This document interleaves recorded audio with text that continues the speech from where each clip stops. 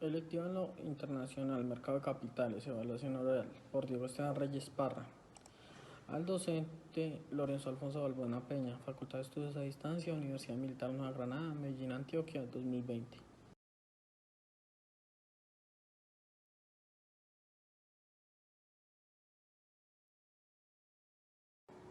Títulos de renta fija y renta variable. Conocerá sus características, su funcionamiento y sus riesgos. Renta fija. La renta fija es un tipo de inversión donde desde el principio conocemos la cantidad que vamos a recibir o nos van a pagar en cada momento. Por eso se denomina fija. Por eso la rentabilidad es fija desde la emisión de los títulos hasta el vencimiento. Existe la posibilidad de ingresar al mercado y vender estos títulos y luego los precios de los títulos son realmente diferentes.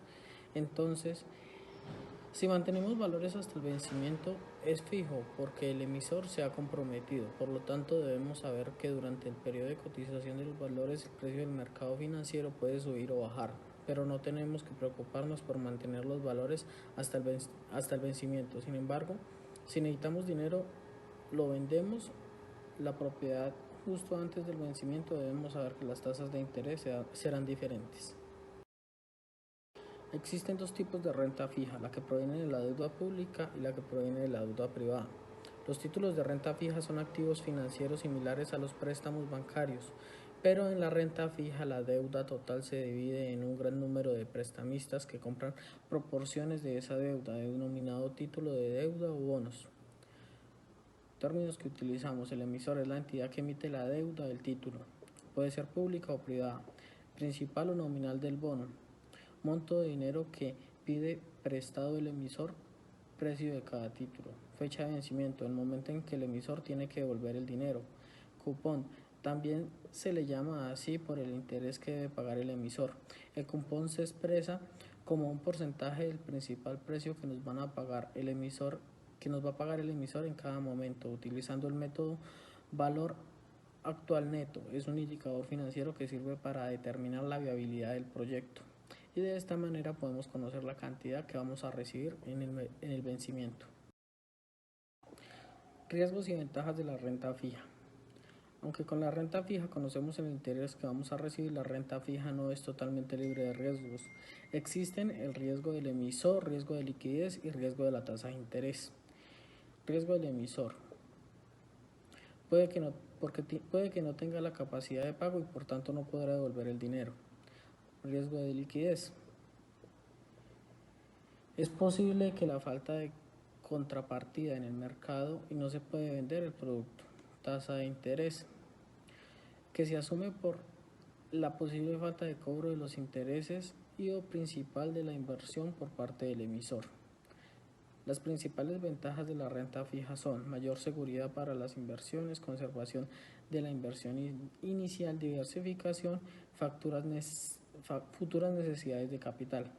A la hora de invertir en la renta fija existen varias opciones para invertir, como las siguientes: letra hipotecaria, bonos corporativos y bancarios, bonos del Banco Central y Tesorería, pactos, depósitos a plazo, custodia, renta fija internacional.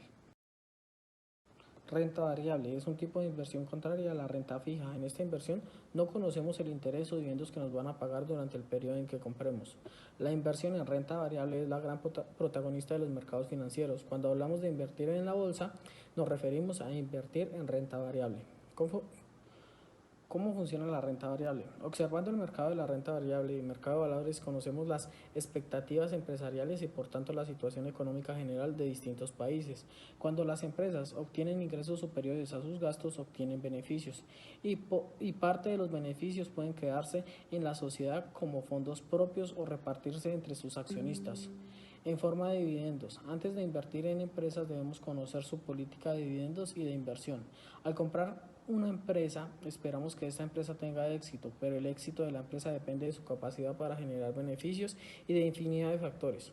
Por ello, la rentabilidad de las acciones de una empresa no se conoce en el momento de la adquisición, por eso se consideran títulos de renta variable.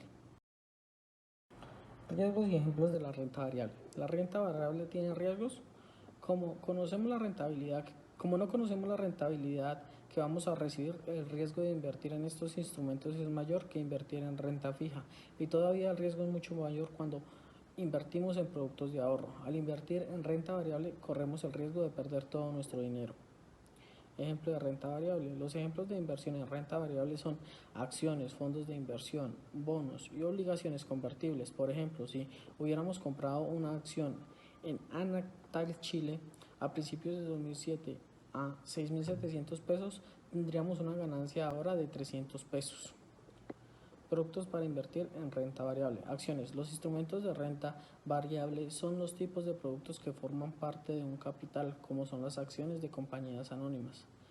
Lo de variable es a partir de la variación que surge entre los montos recibidos por dividendos, y los dividendos pueden ser en efectivo o en acciones. Los instrumentos de renta variable le aportan a sus tenedores ganancias o rendimientos a largo plazo, pero en base a un mayor riesgo. Las acciones presentan el capital de la empresa. Los accionistas son copropietarios y solidarios con la responsabilidad de la compañía, participando en las asambleas generales, ordinarias, extraordinarias, eligiendo autoridades y en cambios o expansión de actividades propuesto por la junta directiva. Fondos comunes de inversión. Son un patrimonio común que integran valores negociables. El fondo es creado en base a los aportes de los inversores, que poseen derechos de copropiedad sobre el patrimonio que se refleja en unidades de inversión o cuotapartes. Tipos de fondos comunes de inversión. Abiertos.